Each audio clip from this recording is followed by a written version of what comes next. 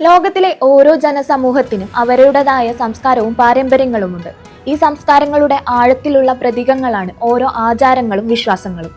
ജനനം, വിവാഹം, മരണം എന്നിങ്ങനെയുള്ള ജീവിതത്തിലെ സുപ്രധാന ഘട്ടങ്ങളെ അടയാളപ്പെടുത്തുന്നതിനായി നൂറ്റാണ്ടുകളായി കൈമാറി വരുന്ന ആചാരങ്ങളും നിലനിൽക്കാറുണ്ട്.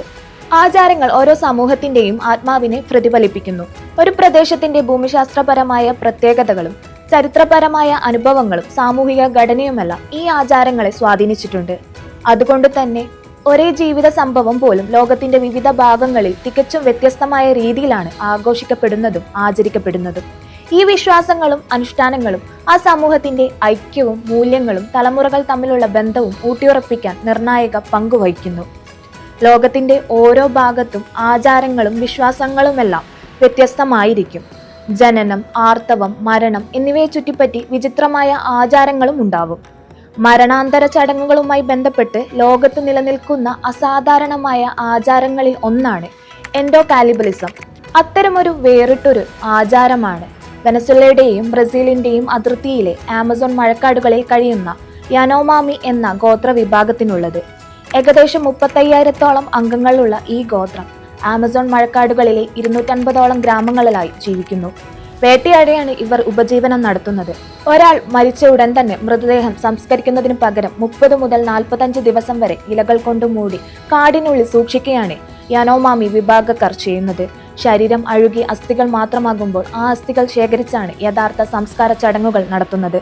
മരണപ്പെട്ട് ഒരുപാട് ദിവസങ്ങൾ പിന്നിടുമെങ്കിലും ഈ സമയത്താണ് തങ്ങളുടെ പ്രിയപ്പെട്ടവരെ നഷ്ടപ്പെട്ടതിന്റെ ദുഃഖം ഇവർ കരച്ചിലിലൂടെ പൂർണ്ണമായും പ്രകടിപ്പിക്കുന്നത്. മരിച്ചവരുടെ ആത്മാക്കളെ സന്തോഷിപ്പിക്കാൻ അവരുടെ ചിതാഭസ്മം ഭക്ഷണമാക്കുന്നതാണ് ഇവരുടെ രീതി. അസ്ഥികൾ സംസ്കരിച്ച ശേഷം ലഭിക്കുന്ന ചിതാഭസ്മം ശേഖരിച്ച് വാഴപ്പഴം പുളിപ്പിച്ചുണ്ടാക്കുന്ന ഒരു തരം സൂപ്പിൽ കലർത്തുന്നു. ഗോത്രത്തിലെ എല്ലാ അംഗങ്ങളും ഈ സൂപ്പ് നിർബന്ധമായും കഴിക്കണമെന്നാണ് ഇവരുടെ വിശ്വാസം. ഇതിലൂടെ മരണപ്പെട്ടയാളുടെ ആത്മാവ് വരും തലമുറകൾക്ക് തുണയായി നിലകൊള്ളുമെന്നും അവർ വിശ്വസിക്കുന്നു. യാനോമാമി ഗോത്രത്തിന്റെ വിശ്വാസങ്ങൾ മറ്റു സമൂഹങ്ങളിൽ നിന്ന് വ്യത്യസ്തമാണ്. ഇവരുടെ വിശ്വാസം അനുസരിച്ച് മരണം എന്നത് സ്വാഭാവികമായ പ്രക്രിയയല്ല, മറിച്ച് ശത്രുഗോത്രങ്ങൾ അയക്കുന്ന ദുഷ്ടശക്തികളാണ് മരണത്തിന് കാരണമാവുന്നത്.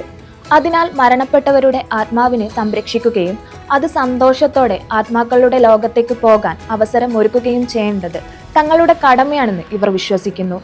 ഈ വിശ്വാസം കാരണം ചില പ്രത്യേക തരം പക്ഷികളെ ഇവർ വേട്ടയാടാറില്ല. ആ പക്ഷികളുടെ ആത്മാവ് ശരീരത്തിൽ പ്രവേശിച്ചാൽ ജീവിതത്തിൽ സമാധാനം ഉണ്ടാകില്ലെന്നും ഇവർ കരുതുന്നു. ഒരു വ്യക്തിയെ ശത്രുഗോത്രം ആക്രമിച്ചു കൊന്നതാണെങ്കിൽ പ്രതികാരം ചെയ്യുന്നതുവരെ ചിതാഭസ്മം സൂക്ഷിച്ചു വെക്കുന്നു. പ്രതികാരം പൂർത്തിയാക്കിയ രാത്രിയിൽ ഗോത്രത്തിലെ സ്ത്രീകൾ ഒത്തുചേർന്ന് സൂപ്പ് ഉണ്ടാക്കി കഴിക്കുന്നു. പ്രതികാരം ചെയ്യാതെ ആത്മാവിനെ മറ്റൊരു ലോകത്തേക്ക് അയക്കുന്നത് തെറ്റാണെന്ന് ഇവർ വിശ്വസിക്കുന്നു.